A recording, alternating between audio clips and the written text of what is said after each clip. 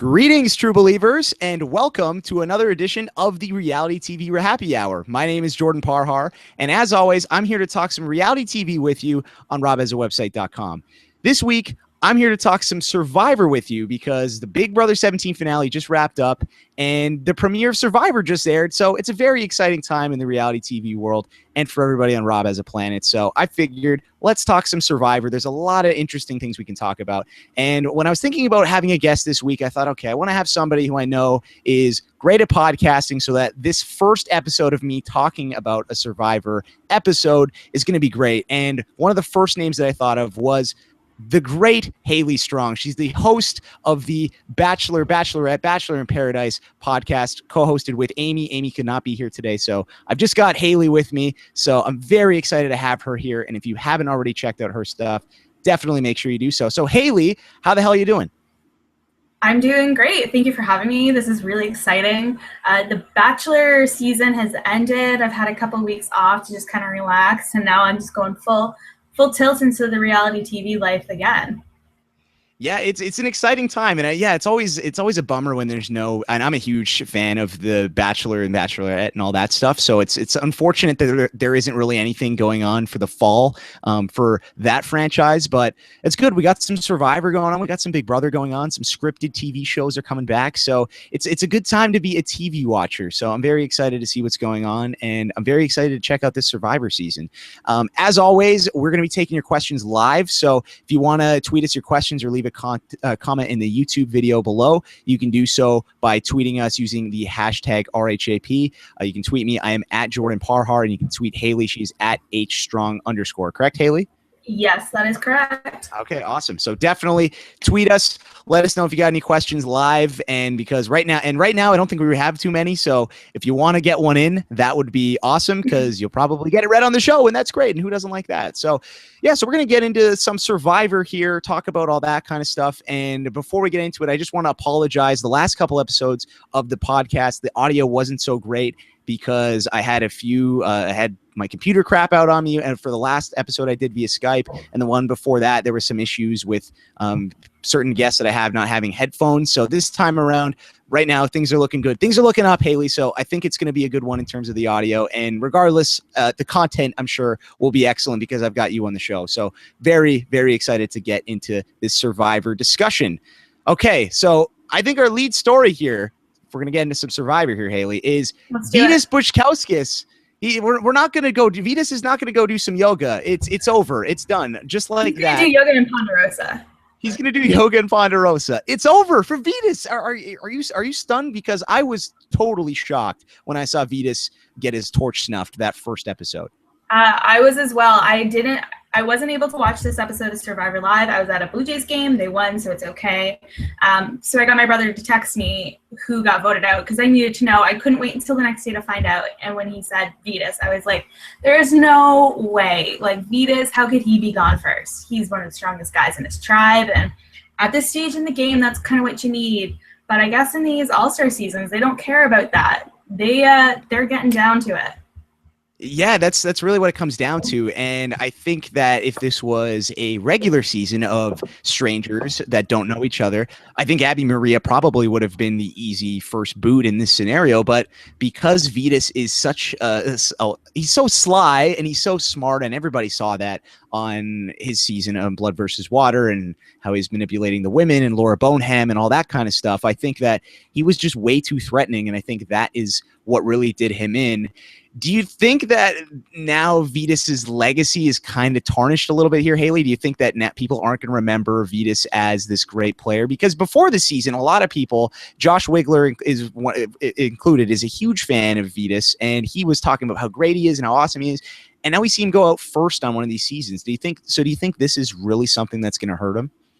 I really don't. In most cases, I think it does. Like in the Sugar case, I mean, she wasn't highly regarded anyway, so that part doesn't matter. But Vitas, he was taken out because he was so good. This was almost like good for his impression.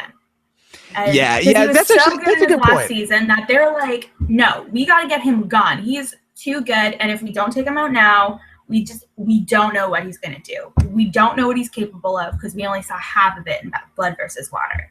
Yeah, that's actually a really interesting point that you brought that up. And I think that, and what, because, yeah, now I think in hindsight, if we look at this, when Rob and Josh are doing the evolution of strategy in, I don't know, 5 years from now about these past 10 seasons, and they're talking about Vetus, I think I think that he's going to be looked at in a higher regard in a sense than by going out first than he would have if maybe he would have gone in the middle of the pack, because he didn't really have a chance to screw up or do anything, right? I mean, because the edit made it seem like, okay, he's in his underwear doing all this yoga stuff, but that's not really why he went home, right? I mean, No. would that have really annoyed you because the girls clearly were really annoyed? Would you have been? No, that would not have annoyed me.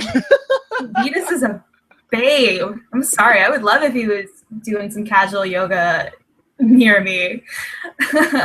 So funny. So good. Yeah, right? I mean, he's a good-looking dude. What's wrong with him doing yoga? In Venus's case, his reputation preceded him, and there's just nothing he could have done about it. Yeah. And I think this could have easily been Spencer. This could have easily been Steven if it was the other tribe, you know what I mean? They just have these reputations coming into the game, and there's just nothing they could do.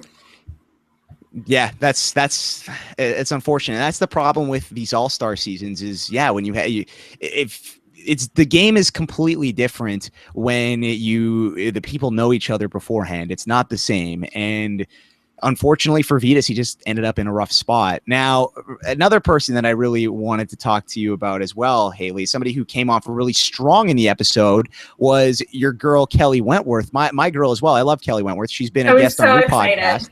Wasn't that exciting to see Kelly do well? I mean, that was very... was there anything that she could have done better that first episode? Literally every single thing went Kelly's way. Yeah, everything fell her way, and it was really exciting. And Kelly was my winner pick in her first season, and it didn't work out there. And she was my winner pick again this season because this season is set up for her. She's the perfect candidate to take it all the way to the end. And in this episode, she just proved why, because she's not afraid to just kind of go for it. But she's not so brash and bold that she's putting it all out there. I think Kelly has the tools and now Immunity Idol to really carry her through the game, and I think people like her. And even if the other side gets more numbers, it falls their way. I still don't think she's their number one target. I think she's and I think the beauty of what Kelly's doing right now is that she's surrounded by Spencer and Shireen and that little super fan trio. The Team RHAP is come together, and it seems like they're working together as a unit, which is great. And Jeff Varner was with them for that vote. Who knows what's going to happen next week? But yeah, I think that no one's going to really think of, if you're thinking, wow, I need to get a huge threat out of this game, no one's going to be thinking of Kelly, which is a huge mistake, because a big thing that I think people overlook sometimes with these reality TV shows is just because somebody finishes in a lower place doesn't necessarily mean that they're a quote unquote weak player or weaker than 100%. Some of these other people who are there. Right. And I think that Kelly, she finished 14th on San Juan del Sur, but if you really look at her equity in any random season, I think it would be way up there, especially by herself. And that's a huge thing, too. If Kelly wasn't with if she wasn't with Dale, and I love Dale, FarmGuy69 on Twitter, follow him, but it would have been a completely different story last time, no? I think she just, her as a person, as an entity, Kelly Wentworth, and I'm not just saying this because I'm a fangirl. She's the total Survivor package. She's beautiful. She's smart. She's athletic. And she has this social thing that people just like her. People like her automatically. She just has that kind of charm without being having the charm that Vetus has, which can be off-putting. She just has everything you need to play Survivor. It's like Kim. Yeah, honestly, it really it is kind of a little bit like Kim Spradlin, because with Kelly, she's not. You can't just look, you can't put your finger on one thing of Kelly where you say, wow, Kelly is so amazing at this one thing. No, Kelly is just really good at a lot of things. She's not overly strategic. She's not overly aggressive. She's not overly nice. She's not, she well, I guess she's gorgeous, so I guess there's that. But you know, she's not none of those things that. So she doesn't really necessarily stand out. Whereas Vetus, he's a guy who is very strategic. He's very manipulative, and it's very clear. I think you can hear it in his voice that every single word is extremely calculated, and that can be off-putting. Especially, you know, you could see that with Sharon. You saw that with, you know, Spencer, you saw it with PG. You could tell that moment where Vetus was telling PG, like, oh, I've known an Asian girl with freckles before. PG was like, cool.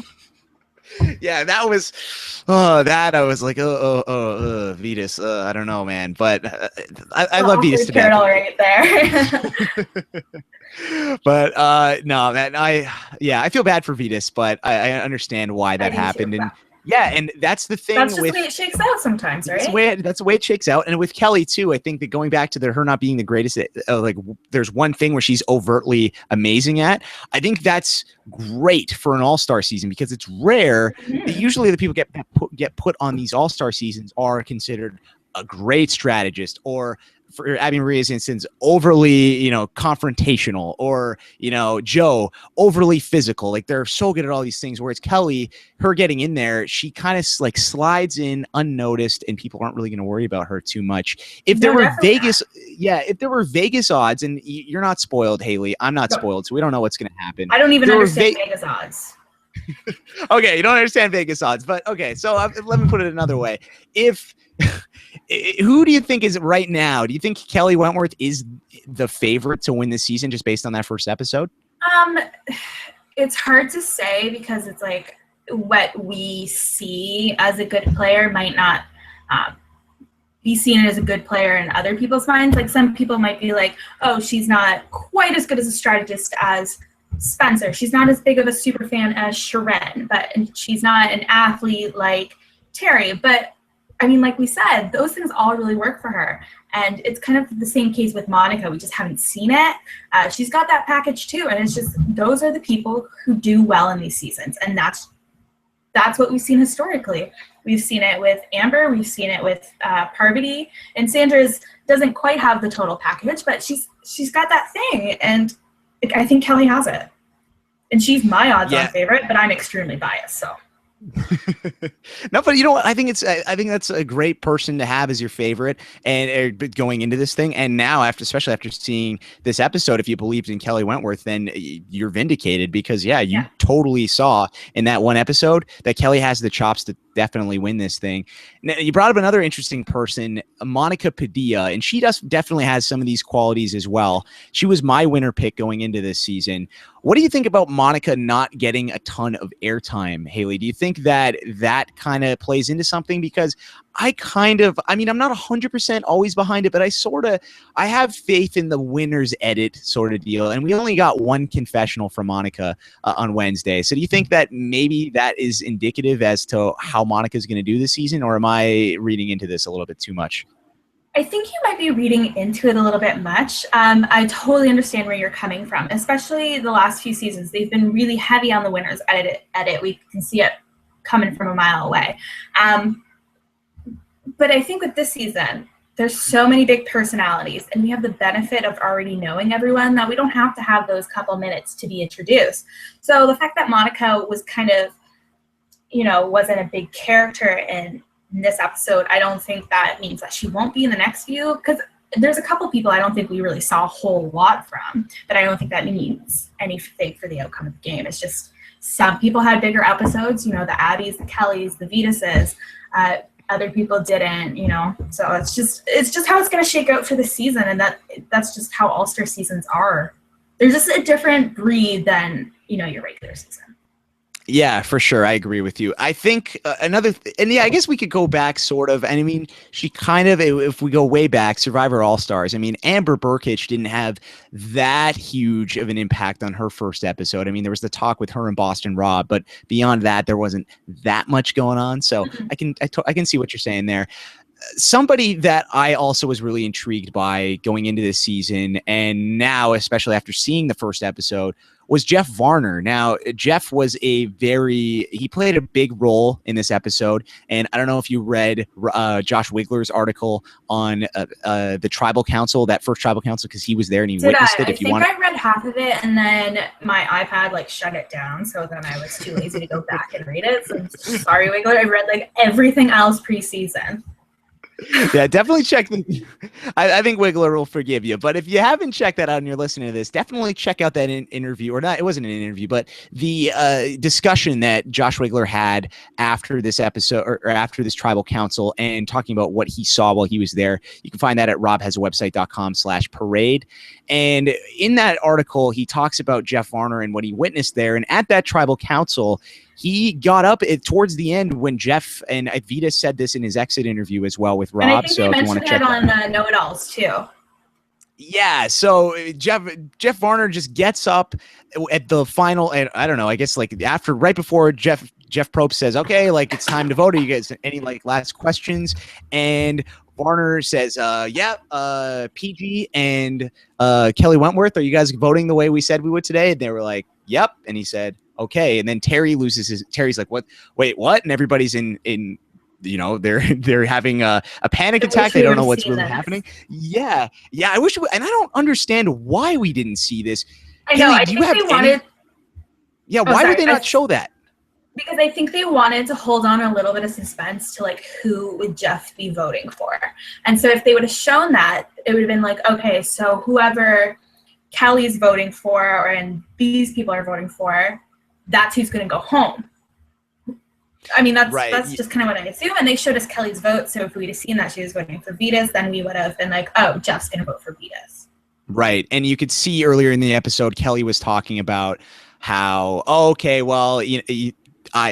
tired of Vitas. I just want him gone and all this stuff. So I think that if we would have seen that moment from Jeff, I agree, it probably would have given that away. I just wish that we could have seen something like that. It would have been, I think it would have been a great moment. Yeah, right. And I mean, there's that point where Jeff Varner said, they did show the part where Varner says, well, this is my second chance and I'm not screwing it up. And that came right after that moment. So I would have liked to seen that. Also, Josh Wigler said in the article that Spencer Bledsoe, when he went to vote, said, well, tonight I learned that Jeff Varner is a crazy person. That's what he said, apparently. So that would have been funny to see too. So I don't understand why, and especially if Spencer was doing the voice that he does when he's upset with Cass, I think that would have been hilarious. That's exactly how I was imagining it too. Yeah, exactly. No, zero chance of winning the game now, Cass. So. And Jeff said in the confessional, like, this is his second chance. He's playing balls to the wall, and I think he's showing that. And I don't think he's ever going to play reserve. He's going to go for it. And they made an interesting point in Know It Alls that Jeff was presented with another 5-5 tie, and he wasn't doing it. And he knew if he didn't flip, no one else would. So he was taking the game into his hands. And I think it's very early to think about it, but he could have a case of the jury with that. He said from the very first tribal, I had a say in what happened. And that's an argument you could use closer to the end if you get there. Yeah, in the words of the great Brandon Hance, he was the Arthur of his own fate. So, yeah. I mean, yes, and that's exactly what Jeff did. And I think that's a really interesting point that you bring up. And maybe, we'll look back a couple months from now and we'll see Jeff in that final tribal council situation. And that is something that he's arguing. So I'm very excited to see that. And oh my goodness, I think I lost. Did I lose Haley Strong? I lost Haley Strong. No, there's Haley. Okay, Haley's coming back. Oh, I'm going to panic. Okay, well, while I'm waiting for Haley's connection to get back up and running, I'm going to take some of your questions, and we can talk about this a little bit here. Okay, so let's look here in the premiere episode. This one comes from Captain Awesome, and Captain Awesome's question says, in the premiere, Tasha said, as long as it's not me, I'm cool. This is a similar to Sandra's anyone but me strategy. Do you think Tasha can end up playing the Sandra game? Okay, and Haley's back. Okay, I lost Haley for a sec. Oh my God, I was right. Okay, that's okay. Don't worry about it, Haley. I panicked for a sec, but we're fine. That's what happens when you rely on country internet.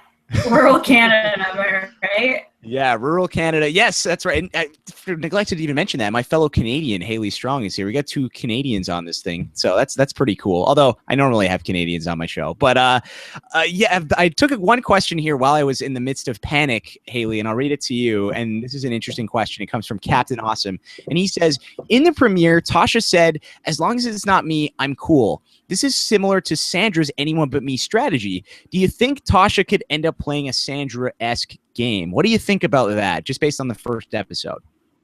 I can definitely see that. I didn't think of it before, but I see that Tasha could have a very Sandra personality. Like if someone comes at her, she's not going to just sit there and take it. But I think Tasha is much more likely to have a more active hand in her own fate. We saw that a lot in Cagayan. She would actively try to strategize, and it didn't often work out for her. But I don't think she has that. I think she's going to go for it. I don't think she's going to hold back like Sandra did. Not that Sandra held back. I think Sandra more let the game come to her, and I think Tasha's going to go out and find the game. That's a really good way to put it. I agree with you there. I think Tasha's a little more aggressive than Sandra, and I don't know. I mean, I'm gonna probably get people in the comments. Anytime we mention Sandra, there's people in the comments on Rob's website. I love Sandra. Going crazy. I love her. So yeah, Sandra's me too. But I mean, they're different, and I don't think that. They're not the same. But I do see that that's a really good point by Captain Awesome, though. I think that Tasha bringing that up. I think what that says is that this time around, Tasha is going to be a lot more cutthroat, I think, and she's not going to worry about. I think she's because last time their cast is the world. Yeah, she's not. She's gonna be looking out for Tasha. She's looking out for the top dog, and you know what? That's great. And I think that is something that's really gonna help Tasha out a lot. And I think I just lost Haley Strong again. Oh man, this is amazing. I love this. This is so funny. So, hey, while we're waiting for Haley to come back, I will take another question. I'm excited to see this next one, and hopefully we do not lose Haley for the duration of this show. Okay, this question comes from Nina Spong, and she at Tenor84 on Twitter, and she says, "Who are you most surprised by so far?" All love from Nina in Sweden. Love you very much, Nina. Thank you for the question. So for me, who I was surprised by the most, that's a really good question. I think one person that really surprised me was Cass. And the reason why Cass surprised me was because I expected Cass to come off a lot worse on the episode than she did. I will admit I'm not the biggest Cass fan there is, and I think she did a really good job. The fact that she's not a huge target right off the bat, I think that Cass was very impressive in that first episode, and I'm excited to see where she goes, and I'm intrigued by Cass. And now I think I have Haley back here. Haley, yes, and I saw the question and I heard your response. Perfect. So what do you think about who surprised you the most, or has surprised you the most so far this season? Maybe Keith. Interesting. Why does Keith surprise you? I just think he's got a better grasp on what's going on now, and we didn't see a whole lot of him this episode, and he kind of looked like a dope during the challenge, which is surprising because he was so good at the challenges, right? Oh yes. I just think he understands the social game a little bit better, and like he knows that's what he's good at, and so he's going to kind of take part in that. Your point about Cass a bit surprising you. I agree with that. I think she had a good episode. I don't have faith in Cass to hold it together though. Yeah, I don't really. I'm not ready to believe she's not totally starving yet. No, she's not, right? And I'm not ready to jump all aboard the Cass train quite yet, but the fact that she wasn't the first out, I think that's a win for Cass. And from what I was reading into things, and I wasn't around when the pregame was going on, but just from everything I read, Cass was pregaming this thing pretty hard, just based on who I talked to. So I think the fact that she didn't fall flat out on her face in that first episode. I think that I also don't think if Bayonne went to Tribal, I don't think she would have been voted out. Yeah, I don't think so either. I think that Steven was in a lot more hot water than Cass. And in the secret scenes on YouTube, you can definitely check that out. There is this Cass and Joe alliance that has kind of started already. And it looks like, yeah, so they're working together. Yeah, I think honestly, you could put Joe with I don't know. You could put Joe with a peanut butter sandwich, and that would be a great alliance. I mean, he's amazing. So, but yeah, I think with Cass and Joe, I think that will be interesting to see. And I don't. I think if that's who Cass kind of clings on to, I think that's actually really good for her game because Joe it's like is the Daniel Reyes strategy. It is, yeah, right. Like going with the Captain America, and I think that, that Joe Anglim is more Captain America than Jason Guy, but they definitely are in that mold of being the very likable guys and who nobody's really, well, for now at least, that nobody really wants to go against, and that's actually something too. I think Joe was impressive.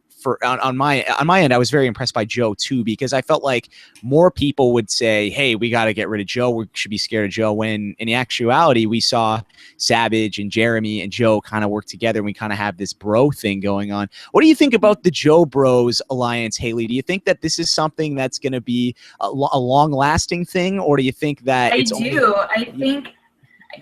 think Andrew Savage is one of those guys who's like loyalty above all else. So once he's like, you're my boy, like, you guys are tight, that's it. Yeah, right. And I think that's kind of what we saw in Pearl Islands, right? From what I recall, and I haven't seen Pearl Islands. I rewatched it about a year ago. But when he that's really what it was. It was kind of just the Morgan tribe. We're going to go to the end, ride or die, and there's no flip-flopping. He's a ride or die guy. Yeah, right. So get with Rhino and OT and those guys, and just roll with it and see what happens. So I'm excited to see what happens with Andrew Savage and that crew, and how that alliance does. And I think that it's going to be a very, very interesting, because I was concerned. I was very at first for Joe and for Savage a little bit too, because I wasn't sure if he had a ton of, and I'm still not sure if Savage has a ton of strategic acumen for this game. But I think that the fact that he's got himself with Joe and with Jeremy, and Jeremy being a guy who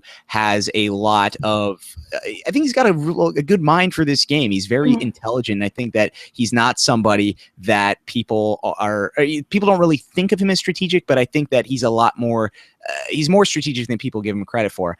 And I can't see you, Haley, but can you see? You can see me. I can see you. Oh, okay. Wait. I can hear you. I can hear you. So I cut out again. Like I don't know what this is, but I'm really sorry, everyone. No, that's okay. It's okay. Oh, here we go. Now I see you. So having some technical difficulties. Oh, sorry, everyone. This is all my bad. It happens. It's all good, Haley. Don't worry about it. Okay. And before I lose you again, one thing I really want to bring up, and somebody that I really wanted to talk about, is Stephen Fishback. And I had very high hopes for Stephen Fishback. A lot of the people I was talking to had high hopes for Stephen Fishback.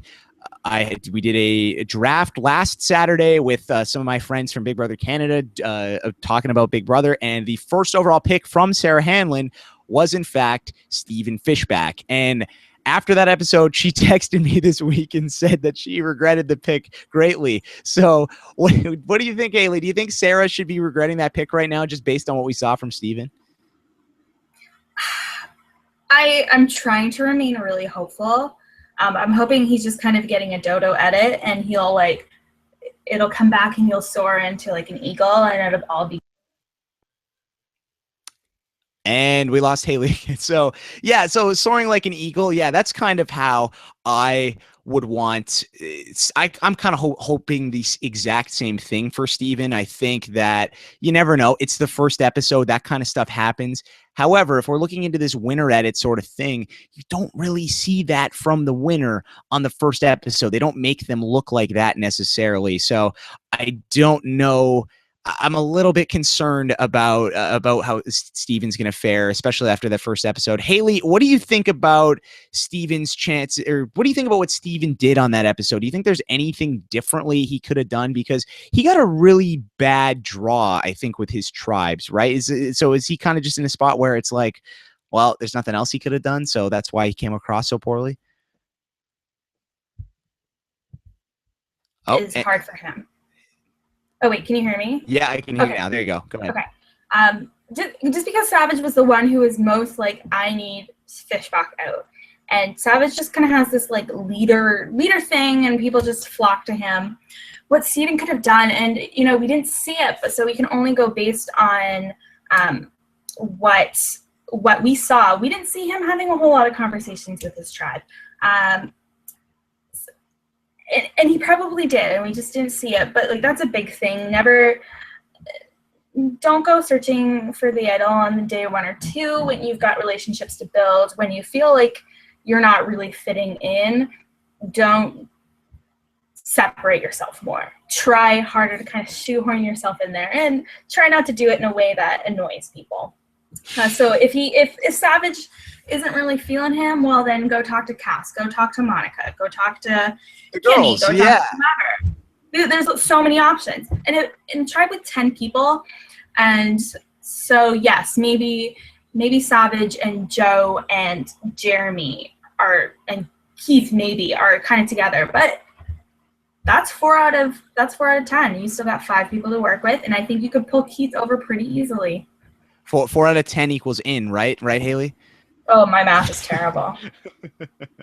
Yeah, no, I totally agree with you. There's other people in this tribe, and if I'm Steven, I say, hey, I think for me, it's never a good idea to kind of go be like a bull in a china shop and go super hard right off the bat in terms of playing the game too aggressively. But when you're in Steven's spot where you can kind of see you're already on the outs with these alpha male guys, I don't think it could hurt to kind of go to these girls, go to your Monicas, your Sierras, your Keith Nails. A Monica would be a perfect alliance mate for him. Yeah. He needs somebody who he can kind of guide again, and Monica could be that person. Yeah, Monica could be similar to his relationship with Aaron Lobdell on Token Sheens, and I think that would be a really interesting thing to see if something like that were to brew. But yeah, I think that would really help him, and Steven can make a very easy pitch. I think when you're trying to convince people of doing something on one of these games, whether it's Big Brother or Survivor, you want to appeal to their self-interests.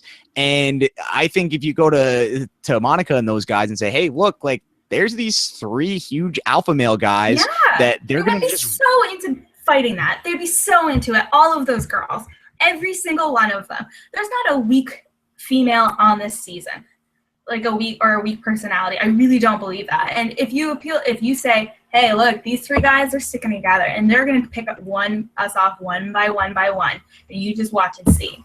But I have a way we can stick together, and we can take them out, and then we'll deal with it. There we go. Haley, Survivor Canada, you're good to go. That's let's hopefully that'll happen, right? Wouldn't that be great? Oh my gosh. I would get so hangry that people would vote me off immediately. Oh man, can't get hangry. That's the thing I don't get. Yeah, being on Survivor, that would be so hard. I think if you do get hangry. But if I was on Big Brother, I'd gain like 40 pounds because I had nothing. Yeah, that's Big Brother. That's what you do. You just sit around and eat all day. I think really I've never met, Godfrey Manguiza, I think he lost weight on Big Brother Canada 3, but I don't think any other person has really ever actually lost weight on one of these Big Brother seasons. Usually it's the other way around. Now, this question here this is an interesting question. This comes from Alberto Cadada, and he says, why was Steven so upset with Rob's assessment on his overall performance? And this is something that's interesting. And if you were not paying attention to social media over the weekend, or not even over the weekend, today is Saturday. So after the episode, and I believe this was after Rob finished recording his recap with Jenna Lewis, one thing that came up was Steven's feelings on Twitter. Steven went to Twitter and he tweeted at Rob, and he tweeted him, and he was very upset with the analysis that Rob and Josh gave him on the Survivor Know-It-Alls. He was not happy with how his boy Rob how he talked about his game. So. Yeah. Haley, what do you think about this? Steven, let's find if we can find the exact tweets here. Let's see if I can find it. He says there's quite a few of them here, and basically just what it came down to was he said that he thought that Rob and Josh gave Vetus the benefit of the doubt, but they did not give Steven the benefit of the doubt. So what do you think about that, Haley? Do you think that Rob and Josh were too hard on Steven, or do you think that they were kind of like, no, that's just an accurate assessment, and Steven's just kind of he just doesn't realize how poor he came across in the episode?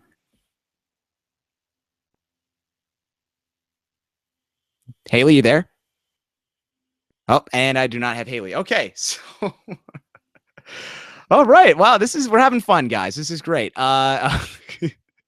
Poor Haley keeps getting dropped from these calls. This is a very interesting. Now Haley's here. There we go. Got Haley. Okay. So did you hear that little thing I had about Steven in the tweets? Oh, I'm so sorry. Yeah, I heard that. I heard that part, and then you asked me my assessment. Yeah. So what was your take on that? What do you think? I think Rob and Josh were maybe digging in a little harder than they should have. I think it's part of Steven being their friend, so they're just kind of like teasing. But I think Steven's being a little hypocritical, right? Hasn't he done this for 3 years?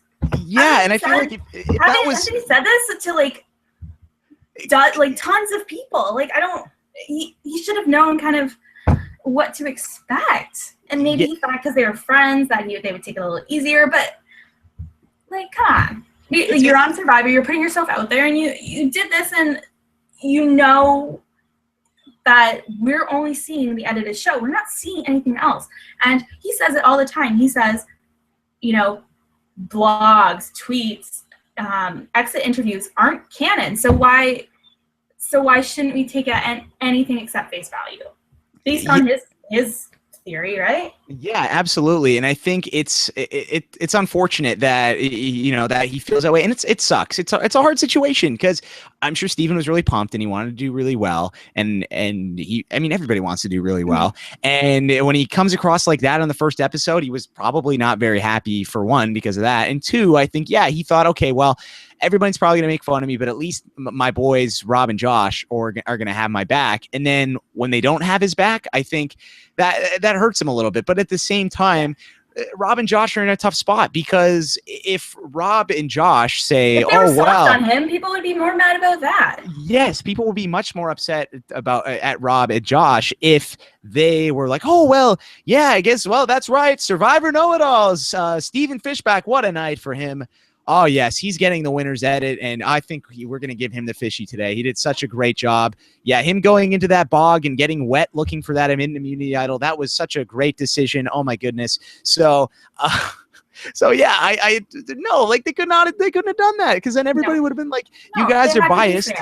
Yeah, you can't be credible if you're in that spot, if you're gonna be easy on your friends and harder on other people. It's tough. And so I kind of understand it, because I'm sure one day I'm gonna run into this when hopefully I'll be podcasting about Big Brother Canada All-Stars and my friends are on the show and I have to talk about them, and it's gonna be tough, and I don't know how I'm gonna react to it. But isn't it tough? Like, I mean, Rob has said that a million times about podcasting about All-Star seasons. It's a little harder because he knows them, and that's one of the reasons why Corinne doesn't do precast assessments on these people, because she knows them and she doesn't want to deal with it. Well, this is Rob's job and he has to do it, and Steven should understand that and suck it up. I'm sorry, pull up your big boy panties and let's get to it. Yeah, I don't know. I think that I'm not sure how it's tough. It's a tough situation. It's a tough situation, but yeah, I think that Steven took it a little bit to heart, and I think. And why wouldn't he text him? That's my thing. Why tweet?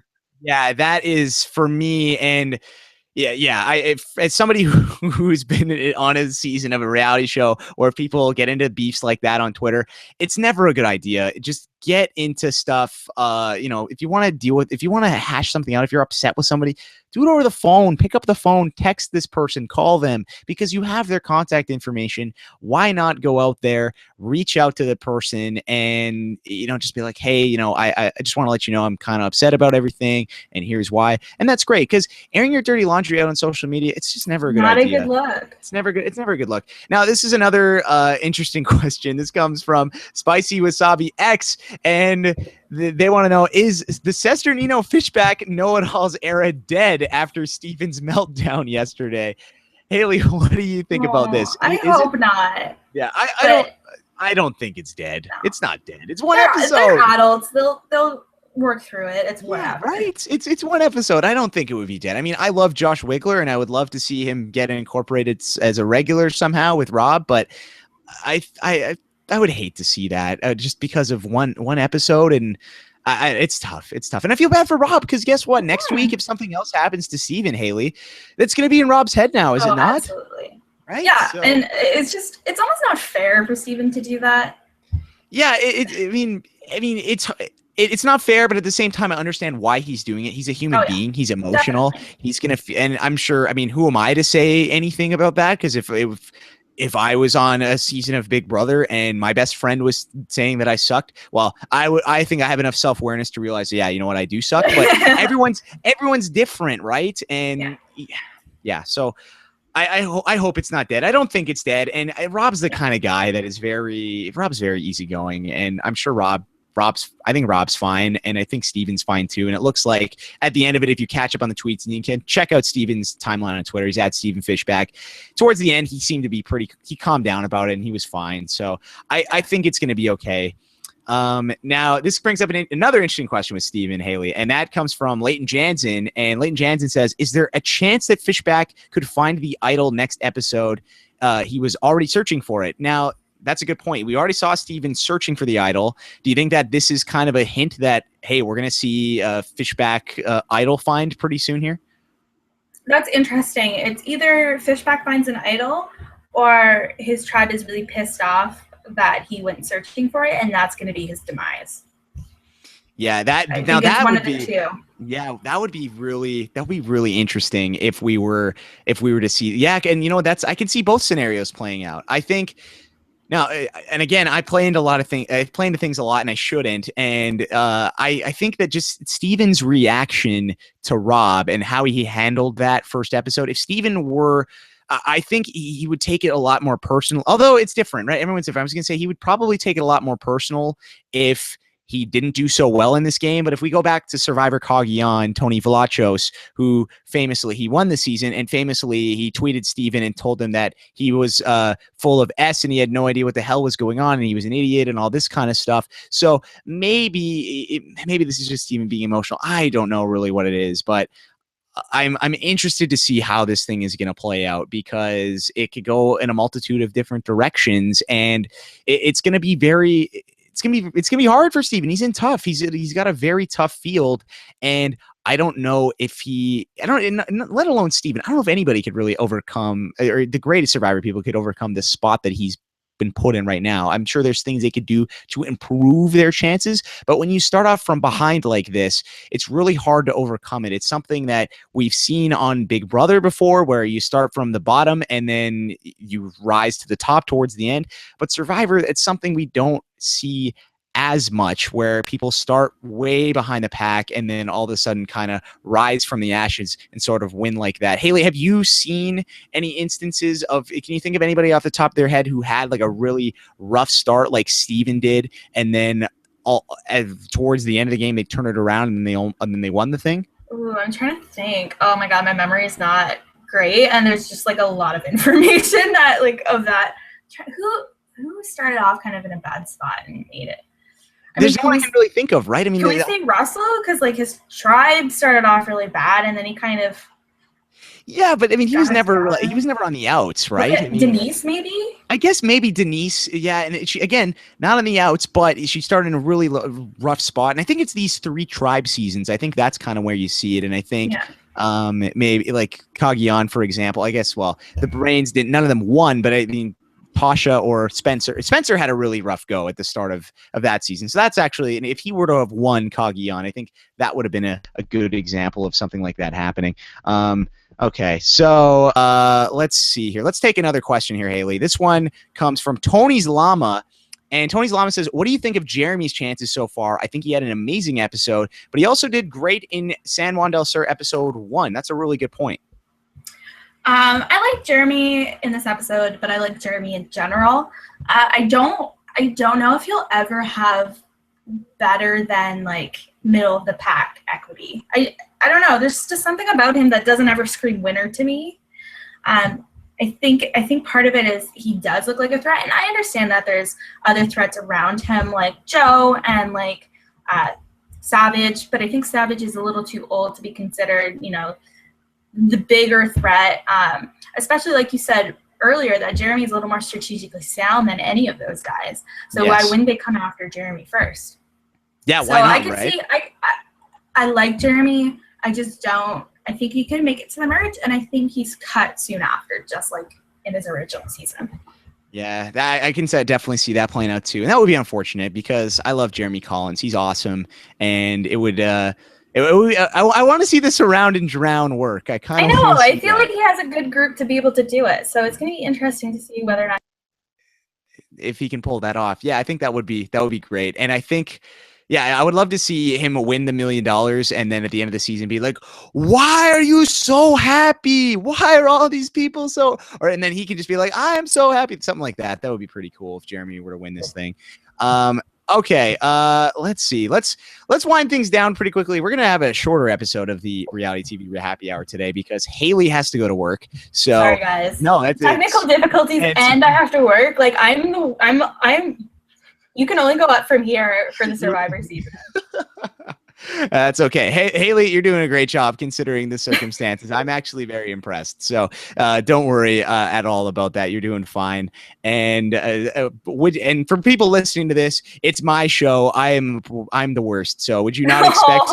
Would you not expect technical difficulties and the guests leaving to go early to work? No, like that's what you get on the Reality TV Happy Hour. So, I am so sorry. No, it's all good. It's all good. I'm a hot mess over here. No, it's totally cool. It happens. It happens. It's all good. And yeah, I mean, I was late getting here. You got to leave early. It happens. But you know what? We're just gonna roll with it. We're having fun. We're just having a conversation. So, and this is something extra for everybody listening on RHAPiswebsite.com. So if they don't like it, then hey, they don't like it. That's fine. They're making a bad life choice. They're making a bad life choice. But you know what? They can be like, hey, my life's fine right now. I don't need to do Reality TV Happy Hour. I don't need to listen to this podcast. So there's already 19 hours of podcasts I need to catch up with.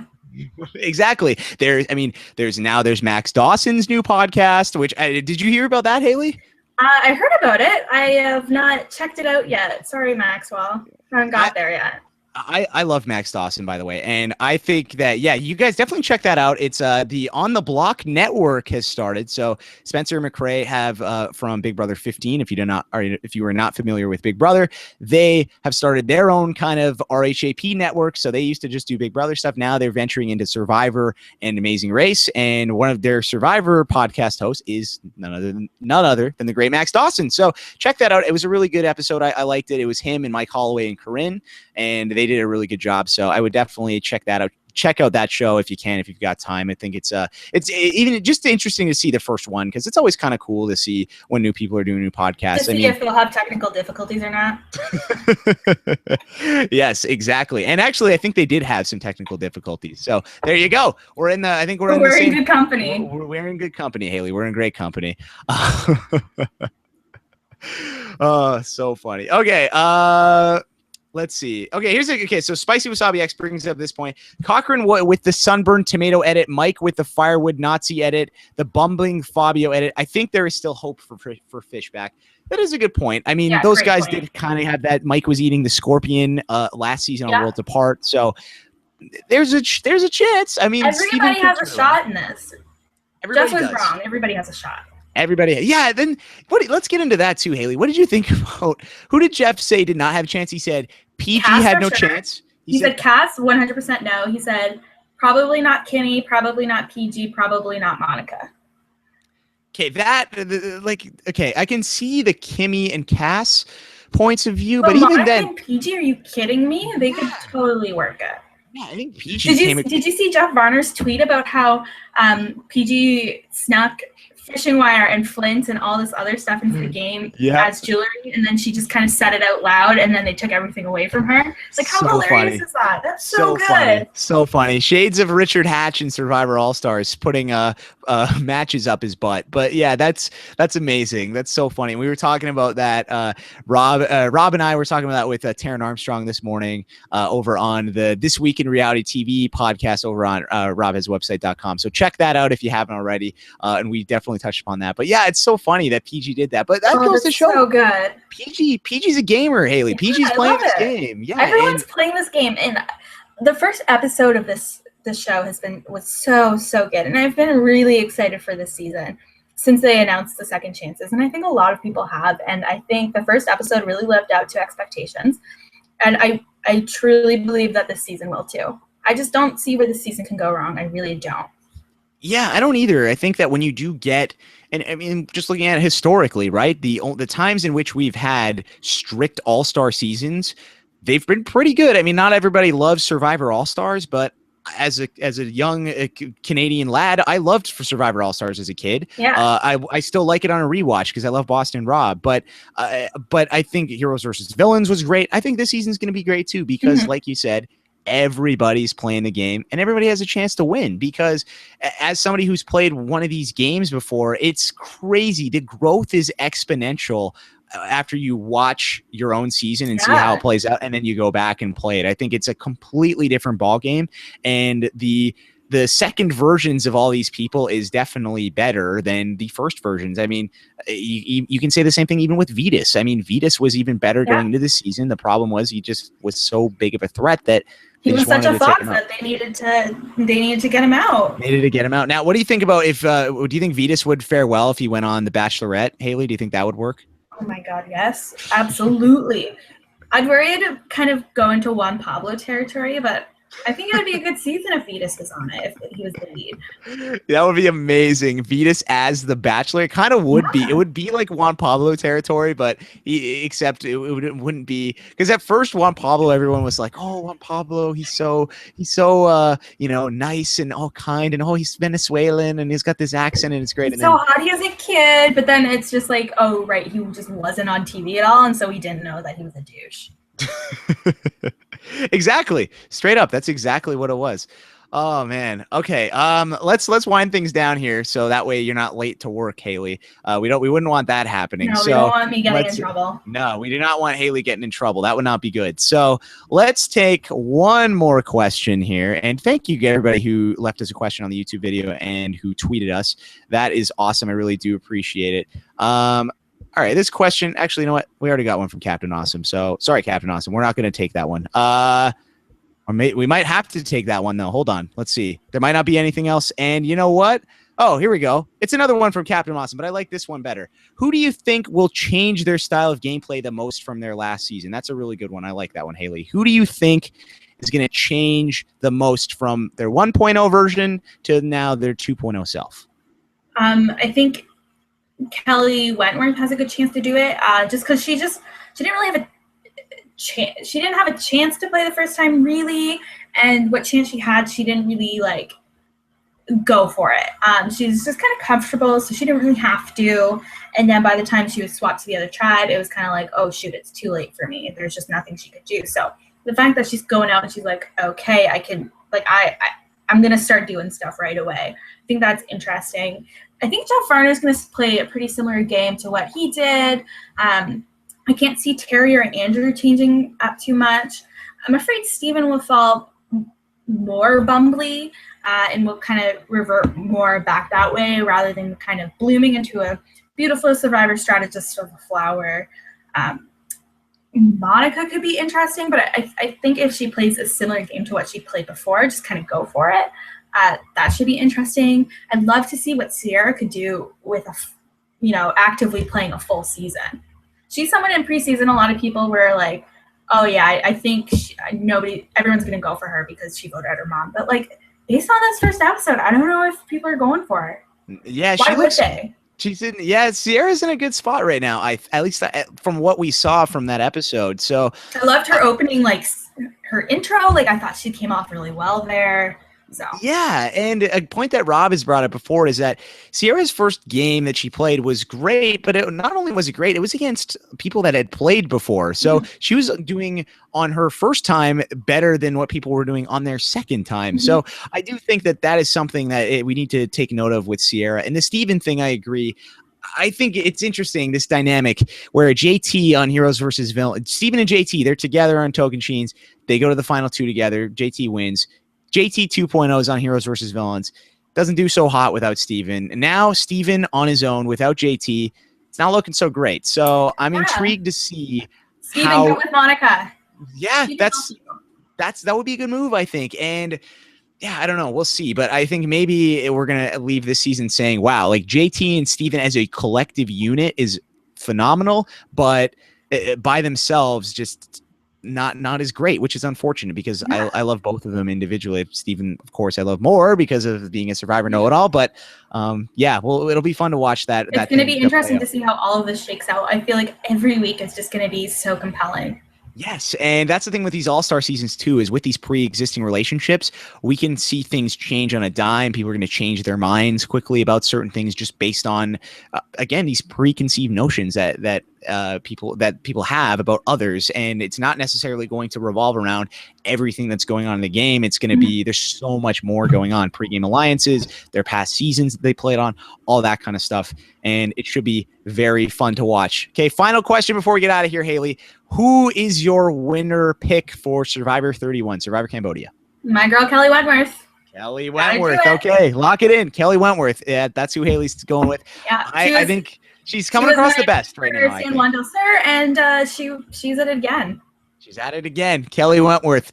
Kelly Wentworth's great. I think she's got a really good shot, and I think I still like Monica Padilla, but I love the Monica pick. Yeah, I think that Kelly had a really good episode. She's got that idol in her pocket. She's in a good spot. She's not the face of her alliance or anything right now, so I would not be shocked at all if we fast forward. You know, if we look ahead or look back at the end of the season in December and we're saying, "Wow, what a game by Kelly Wentworth! She's the winner." What a pick by Haley Strong. Yes, what a pick by Haley Strong. What a pick by Haley Strong. What a pick by Kevin Martin, taking her in our fantasy draft that we did. So, Haley, thank you so much for joining me today. Thank you for having me. Thank you for putting up with my computer difficulties. Thank you for sticking with it and not just like giving up and just quitting and just being like, yeah, I'm good, and just bouncing. Because I was a little concerned. I was like, oh no, maybe Haley's just going to like not come back. So thank you. I really do appreciate it. Final two, okay?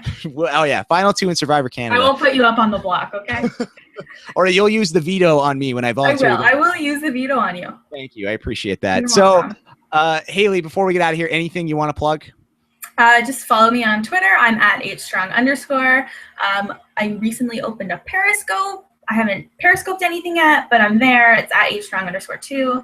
You can add me on Instagram, same at @strong_. Snapchat is @strong28. No dick pics, please, but anything else is fine. Oh man, that's amazing. Yeah, we don't want those. Yeah, okay, awesome, Haley. And also too, have you ever seen the show 90 Day Fiance on TLC? Have you watched Oh my god, I haven't, because it, like, the thought alone depresses me. Okay, because I was gonna say that you and I should do a podcast, like maybe just a one-off or something for that when it comes back. So yes. We'll talk about that. So yeah, stay tuned for a 90 Day Fiance podcast that hopefully Haley, Amy, and we can all do that thing if Amy's down, and that would be kind of a fun little maybe a one-off. We could do a weekly thing. We'll see how it goes. Oh my god, I'd be so in. Yeah, 90 Day Fiance is a great show, and it's coming back, I think, in October. So hopefully, which is pretty quick. Yeah, so hopefully we can get that thing going. Okay, thank you guys so much for tuning into the Reality TV Happy Hour. Really appreciate it. And apologies for the technical difficulties. The audio, I think, this time was better. So hopefully that will come across a little bit better this time. We'll see how it goes. But yeah, thank you for sticking with us. I really do appreciate it.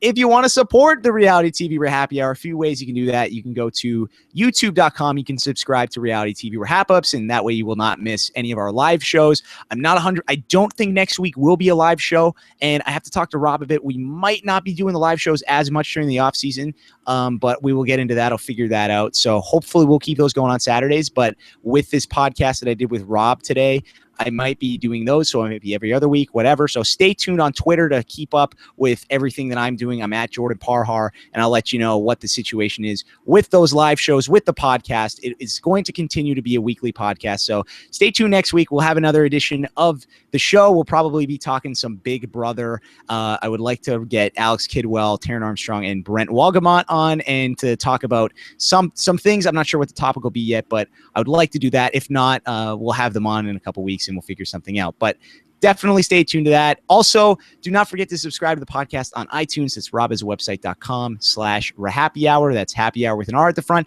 And I did this promotion at the end of the season, and it involved basically what I said, at the beginning of the Big Brother season. And I said, hey, if you want to leave us a review and a rating for this show, that would be awesome, because it's going to help the show grow. And for everybody who does that, I will give you, or everyone who does it, I'm going to put your name in a hat, and one person is going to win a Skype call with me for 30 minutes. We can talk about anything you want. And I did that draw at the end of the Big Brother episode that just happened. The winner, I believe, was DaviPa404, but he actually left a pretty negative review, so I don't think he really likes me too much. So what we're going to do is, guess what? We're going to do another draw. Why not, right? Why not, bro? So we're going to do another one. And this time, we're going to do two. So 2 people that leave a rating and review on iTunes between now and September 26th. Oh, sorry. No, today's September 26th. So from September 26th until, let's say, the end of when's the end of the end of the Survivor season. That is when, so that'll be about mid-December. One of you guys will win a Skype call with me, or 2 of you guys, sorry. So leave those ratings and reviews for me. I really do appreciate it, whether it's positive or negative, because guess what? A negative guy won last time, but doesn't look like he's going to take my offer up on the Skype call. So if he doesn't reach out to me, there's 2 calls that are up for grabs. I think those will be hopefully really fun. We can talk about anything. We can talk about podcasting, we can talk about reality TV, we can talk about casting to get on a reality TV show, because I've had a lot of experience with casting and I think I could probably help some people with that. So if you are interested in that, then definitely leave us a rating and a review. I really do appreciate that. And I love it so much. I was wrapping up the show. Haley had to go to work, but her internet, she just DM'd me and her internet actually crapped out on her. So she had to go. So I'll be signing off for Haley.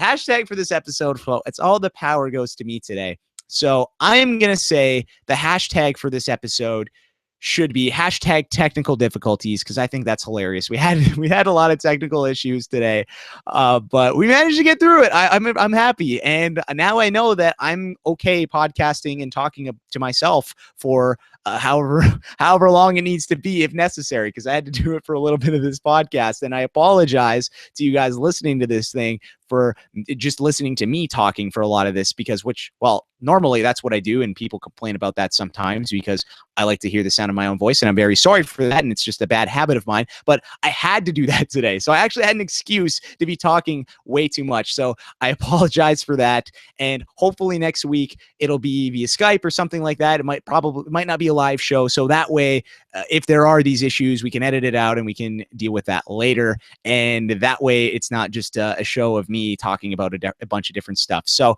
thank you guys so much for tuning in. I really do appreciate it. And thank you so much, too, for leave your comments at robhasawebsite.com. I got a lot of really positive comments last week about the Survivor draft that we did, and I was really blown away. There were some really, really kind comments, and I really do appreciate that. That really means a lot. So thank you so much. And I can't, you guys are amazing for listening to this podcast, for one, and just for the support and love that you give me. I don't deserve it, and yet you still give it to me. And I really appreciate it. It means a lot. So thank you so much, guys, for tuning in. We'll be back next week talking some Big Brother. Don't know who's the guest is going to be, but it's going to be a lot of fun. Okay, so for Haley Strong, I'm Jordan Parhar. Hashtag technical difficulties. We'll talk to you soon. Take care. Peace out.